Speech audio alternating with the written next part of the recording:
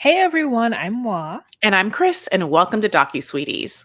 We're two longtime friends who discuss the riveting and sometimes trashy world of reality TV and docuseries. Yes, but through our own lens, which is, early morning on a Saturday, and it's late night on a Thursday, and it's, noon on Sunday, and it's also 3 a.m. on Monday. So, but at the end of the day, hopefully mildly sweet. And listen, start your day sweet as well. So, whatever you need to do at every time, be sweet. Stay Yep. sweet and obey. That's what we always say here. Oof, yeah, we got to watch that. Okay. We're talking Love During Lockup season 5 episode 28, The Morning After. And morning is spelled as though someone has died. That kind of mourning. Hmm. So it's a really play on someone being like, oh man, I just got out of prison and I'm sad that I had to be with this person, which is Oh, Candace. Candace. uh Can Boy, have we seen this one before. I mean, like this is we've seen this. Oh we've my seen God, it. it's all of her excuses. I was like, but yeah, waiting for like, yeah, like you can say this, like we've seen it. Brittany did it. You know what I'm saying? Like Yeah. Brittany ran so that like Candace can like skip. Yes, but it's Candy has handy number 2, a more sensitive handy, a handy that understands that a person might need some time. And I'm really looking forward to seeing him like back away from her, see how that is, as opposed to the other yahoos who were like, no, give me my sex. I've been sending you money for a year. I bought this house for you. Give me my sex. Like Danielle. Ew! Give me my sex is so gross. Muhammad. Okay. Let's start off with Ayana and Jamal. Ayana, listen, her friend really just came and stood and told us exactly what Ayana's problem is. And her explanation was like Ayana doesn't think about the future. She just makes an impulse decision, like not thinking about the ramifications of her actions. And I was like, that is also one of her problems. She has many problems. She has a temper. She doesn't know how to control herself. She doesn't know how to act in front of her children. Personally, she's the very bad example of that. She says that her soulmate Jamal is the only person that can calm her down. And I'm like, girl, no, you need to calm you down, because he's gonna get tired of having to like calm your crazy self, down. Go unpack that trauma. Go unpack it somewhere. I, all of her ideas are like the opposite of what they should be. So I mean like all of her like attitudes, all of her like she when she blames the judge or whatever, she's like, I really hate these people that really feel like you have all this power because you went to school and got some corny ass piece of paper that says you're this person. And it's like, you have never moved in worlds. You are on like that's why you don't understand that like you can fortunately like if she had gone to court, if she had been present in court, like if she was like on the side with her attorney, like usually are you in court, like she wouldn't have her baby there, you know what I'm saying, to just be suddenly like, I'm gonna wait one second, I'm gonna cut up some like fruit, like you wouldn't do that, you're in court. Like I don't understand why she thought, I mean, maybe because she thought she wasn't gonna have to go to court, that like it was really lax. It was just a fucking FaceTime. Like that's crazy to me, like but no one impressed upon her. Like her lawyer didn't say anything. That's just also interesting too, like maybe her lawyer didn't think she should, but I almost feel like after this, how come her lawyer, or unless it was like privileged information or whatever, was like, girl, Ayana, just so you know, your attitude and what you did was not appropriate and going to like and just so you know, like checking you, that's not how we do it here. I've been in court a billion times. It's not just one person, this piece of paper. Like you have issues and you don't know how to move in certain places, and I wish that you did because it would like help you, but like you're wrong. I mean, she's somebody's going to tell her she's wrong. You're wrong for doing this. Now I'm not saying you're a bad person, you can't get over it, but like let's first things first. I'm the realist. Now, first things first, you've made really bad choices. You can't just like stand on top of them as if you don't know, you haven't known wrong. And you have to humble yourself a little bit. I feel bad saying that, but it's like she seems like she can't imagine a world in which her opinions are wrong. And it's just a little like shocking. It really is. And honestly, the judge having that corny piece of paper is one of the few times not few, maybe 50%, but yeah, 50% of the people who have a corny little paper, like, definitely are not using it in some like earth-shattering, field of whatever, right? Like, yes, most people's bachelor degrees aren't going to get you anywhere, but to be a judge, to like have passed the bar and like done all that kind of like to be a lawyer, to be certain in certain professions, like to be a doctor or to be an astrophysicist, like that paper is not corny at that point. Yeah. And so it just felt like, oh girl, like, no, you are powerless in this situation. And I know it sucks, it does, but your behavior with your level of power is only going to uh Yeah. it's not going to serve you. It's only going to be to your Yeah. detriment. So Yes, yes, yes, yes. you have got to either go get yourself a corny little paper, Yeah, she wanted or to. yeah, or go and like to some anger management classes and go do some Well, therapy yes. for sure, for The sure. point Like of that lady. she Yeah. really needs that support and that help, because she's destructive and to her own self and doesn't Yes. see it. She thinks that everyone is doing it to her. And Yes. that it's also like a level of narcissism as well that I'm seeing. She's like a raging narcissist. So it's just like really, she's dangerous. Like I would be scared of her at, because what if her kids piss her off to level 10? Like, and they will try her nerves. And so it's just like it's just, I don't know. It's hard to watch her. Lexi's a better friend than me. Yeah. I feel like Lex is a friend who likes chaos too, though. Because I was pretending to sit in my Mercedes and drive my friend around who can't drive because of the mistakes they made, and have them like just be like, come on, let's drive, let's go. I'd be like, no, I'm sorry. I'll pull off as slowly as I want to in my vehicle. Like if you had your own car, we like, what's happening? So I don't know. Anyways, Were the kids in the back of the car? Mm-hmm. They got How come dropped off Oh, at okay, that's someone's what house happened. before they went to That some makes sense. man's house. Yeah. They're 2 hours late or whatever he calls or whatever. I mean, I don't know. God bless. I completely.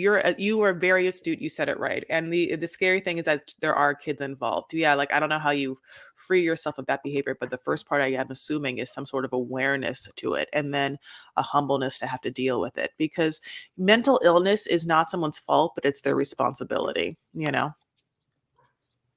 Okay.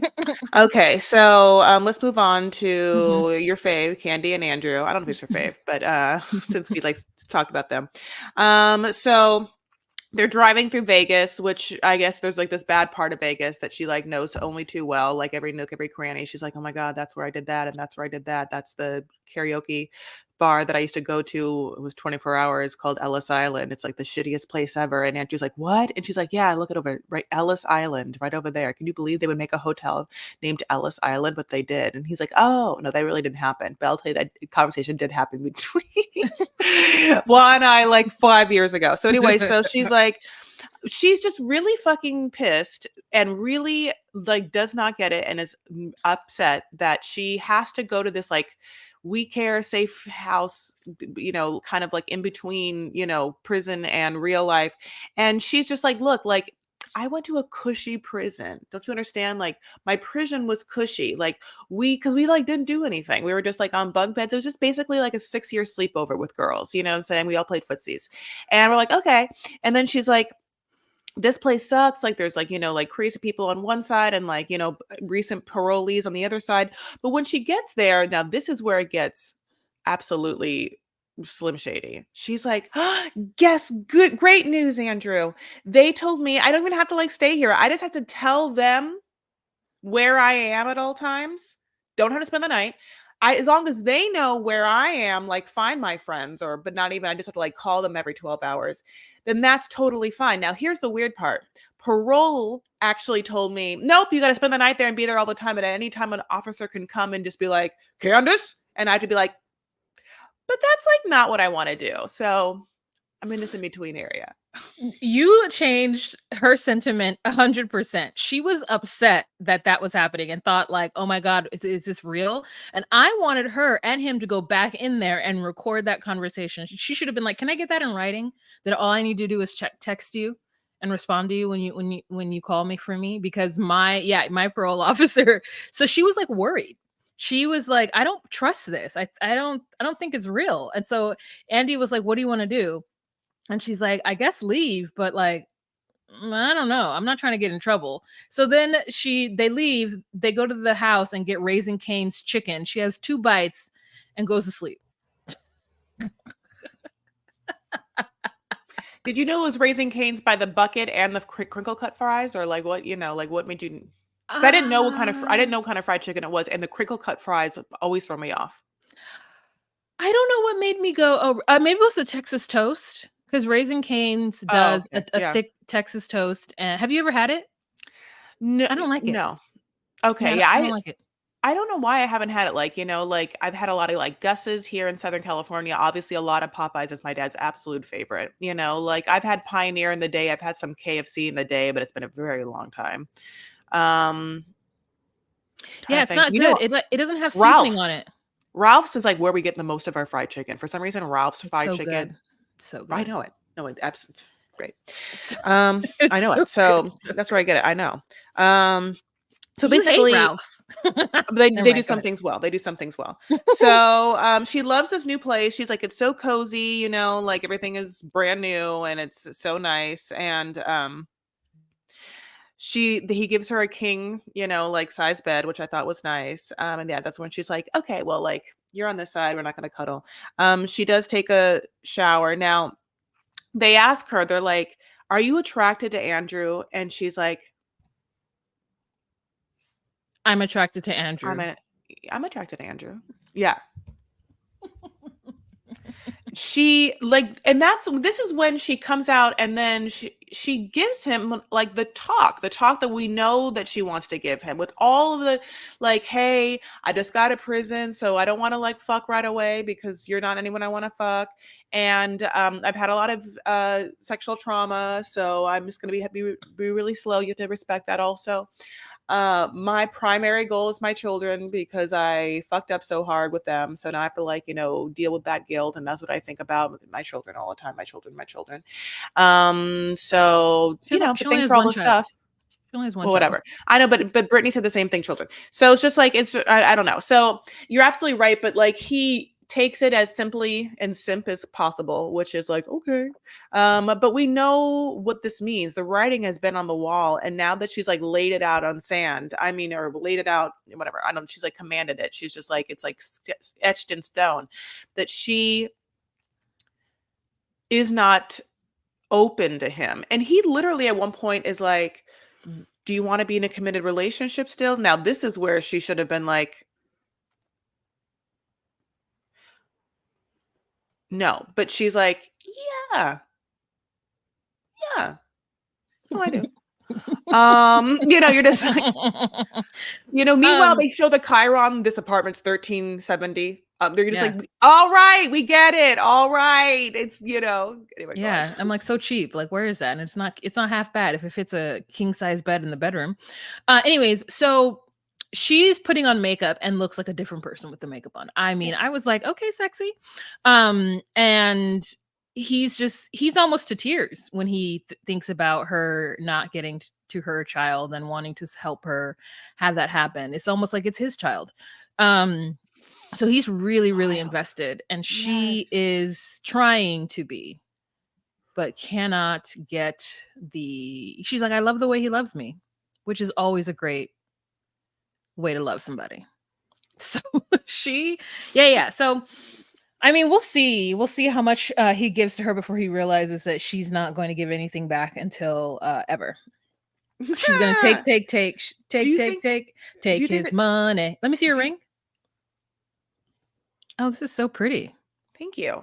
Did you just get up this morning and put it on? Like, oh, I mean, my morning jewelry. You know what I did last night? I put on a bunch of jewelry and I just fell asleep. And you soon went to bed? Yep. Yes. I put on all of these like, pearl things, and ready for this, I'm going to show you an anklet. And like I put on this like, I'm whatever. I'm going to Vegas. I'm going to go hang out with them right now. I want to go see the apartment. I'm going to go to Vegas for the day. And so I want to see the rental market. So but yeah, I don't know why. I just like was packing and I just decided to like put on a bunch of stuff, Yeah. I mean, Thank you. listen, I love it. Jackie Aina sprays on perfume before she goes to bed. And for a while there, I was like, I'll put a little oud on my neck and go to sleep. And then it just like feels very like Femme. decadent. Wait, Lush. what'd you say? Femme. Feels, yeah, it feels very like decadent. Like, Yeah. I just got out of a bubble bath. My skin is soft. I have a little oud on my neck. Not a lot, just like boop. And then laying in my nice, clean, cold sheets. Yeah. Oh. Anyways, so I like Yes. I like the putting on the jewelry bit. It's very Cleopatra. It's very ancient queen, you know? Okay. Let's move on to True and Shonda. This was a very confusing segment because we didn't really get anywhere. We got halfway there. It felt like there's a full story and they just refused to give it to us. Like whoever is producing their segment is not as good as producing. It's not as good a producer as like Handy and Candace's. You know, like Mm-hmm. it feels just like they don't get the people to say and do all the things that they need them to do within a time frame. Because we're now where she's True, like True's mother Mm-hmm. confronts her, Mm-hmm. Shantae, when Shantae doesn't send money to True. Now, this has all happened within the last 6 months because True's mother, we find out, was instrumental in putting True away for 6 years. She basically provided herself as a character witness to tell the courts that her son wasn't shit and that he needed to stay and go in prison because he's never going to change. And I'm like, what did he do to her? What did he do to her? Or because the fact that he's able to forgive her and has been talking to her for the last 6 months means that he finds himself culpable in some of her feelings towards him. So he's done some shit and we don't know what that is. So that's what we need to know. Number one. And then, there's going to be the topic of why Shantae hasn't gone to visit him. And so Shantae has to meet up with True's mother and True's sister. So she brings her niece Janelle to go, so to like be her backup and support. However, when it comes to actually having a conversation and talking to the two ladies, she's like, I want Janelle to go sit away because I don't want her to pop off and get too defensive of me, which I thought was really, really smart. So True's sister, beautiful. I Mm-hmm. was like, damn, bitch, you're like almond eyes. And like she was beautiful. No makeup on, just eyelashes. And they weren't as long as I know she probably wanted them to go. They were just like a nice black girl demure lash. Long, but not as long as we've seen before. And so they the mother is like, so why haven't you gone to see my son? And Shantae makes up some crazy reason of like, I don't know, girl, something not good enough. I don't even know what she Well, said. she doesn't really say. So like listen. In the confessional, she says, I don't have to tell her the reason why. I just didn't want to yet or wasn't feeling it. And to Well, me, tell us. to me, it feels like, well, she kind of did. I feel like this is what's so fucked up. It feels like she didn't meet True in real life because she does not like the way she looks, or she's somehow insecure or self-conscious about the way she looks, and feels like she doesn't want to have that, just the confrontation of like her getting over that anxiety and meeting him in real life, as if they're not going to ever meet in real life and run this restaurant together. It's absolutely wild, and unfortunately she's like a fine looking person, but he's a fucking nightmare. And then his sister is like, oh, did he tell you who he usually dates? You're not that. And I'll tell you, like, to camera, this is not going to work out, because this is like, she's not it, like, I know my brother. Meanwhile, the mom has True's whole fucking face and is eating a yummy flatbread. Do you see that flatbread? Yeah, I was Yeah. into everything that everybody was eating. He's Yeah, not it True. yeah, this feels very fishy, and I just really want Shantae to tell us what's going on. I want someone to tell us. I don't want to just be on like the precipice waiting to find out the answer the rest of the season. It just feels like every other couple, we've kind of discovered what's going on, but they've been pulling Shantae and True's issues out for so long, and I just don't understand why. So we have that interaction, and Shantae says that the reason why she wanted to talk to them beforehand is because she didn't want any awkwardness or rudeness when True gets out. So she wanted to get that all out of the way now. But they do think the mother and sister do think that True is using Shantae. Well, 100%. And they basically tell her I mean, that that mom does not give two shits about like you being like this. He's fucked up. He's he's not true. no good. He should have called him something else. Yeah. He's no good. He's no good. He's no good. Okay, let's go on to Rick and Samantha, and then we have Joey and Michael left. Oh yeah, Rick and Samantha, like he sang that awful song to her. He can't Chris, play. Okay, he can't. Okay, Chris, it's horrible. There's a lot of things. I'm just so mad at it because it's just like, okay, let's just say he wanted to have a segment where he did this because they didn't have anything else, and they were like, well, this first of all, this costs you no money. You can do it in your own home. Then this man was like, oh, great, because I have a guitar. And it's like, why do you have a guitar? Because he doesn't play it. Does not know 3 chords, does not know can't go from like doo cannot even play one song and then make lyrics for a different song, because the lyrics that he makes before she calls is basically this: my Samantha, I cannot hide from the feelings deep inside. Okay, that's what it is. But like he's like bing bing bing bing bing bing bing bing bing bing bing bing bing. He just keeps playing the same like kind of note over and over again. Yes. No chords. Not a chord to be had. Not a 3-finger rum. Not a rum. Not like a kind of like not a ring bring bring, like nothing. It is just like dum dum dum dum dum dum dum dum dum dum dum dum a song. Yeah. So like how is this man still drunk? You know, like how on earth, like why do you have that instrument and why even bring it out? Might as well just sing it to her or just play, just be like, his singing voice wasn't even bad. He did sound like a country western singer of old. He sounded like his James voice Taylor or something like that. that. Yeah, he sounded very like 50s, like when they used to call it country western. I love country western music. It was like, very that era of it. And so he's like, well, I'm not going to win a CMA. And at first I was like, CMA. Oh yeah, country. That's so off my radar. It's crazy.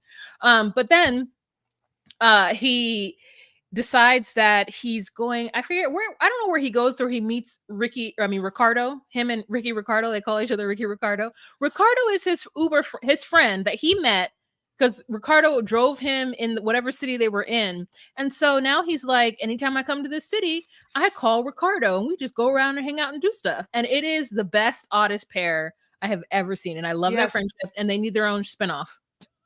Yeah, it's like Puppy and Amber. It's a honey to-do list where they're just like going to go get shit done, including so he has obviously made a complete 180 from like being like, I don't know if I even want to tell people that we're engaged and I can't come to visit you, to now be like, I'm all in. Rick's going hard, and so he has to buy her a ring, but it's like a specific ring because they can wear them in prison, but like in order to like have the jewelry not be either conspicuous or just like used against them in some way, like they have to have a sterling silver cheap ring, right? Yeah, I feel like it's because if she were to fight somebody, she couldn't like fashion it into a sieve or like punch somebody. Like it can't be.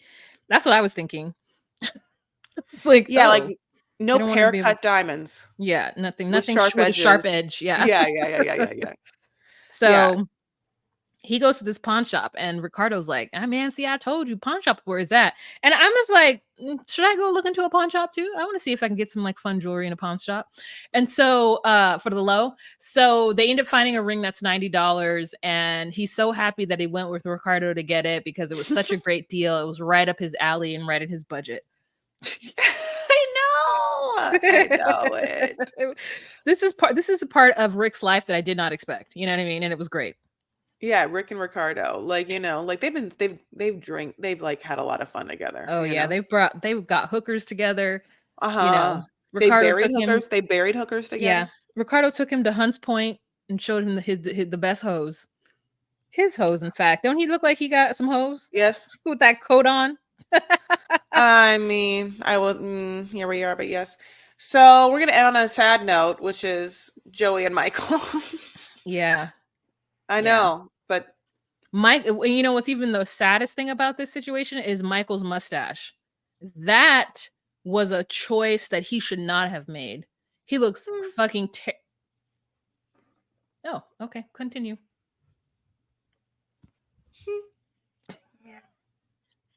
I usually love men with facial hair, but that was the worst I've ever seen it. Like, I can appreciate Tom Selleck.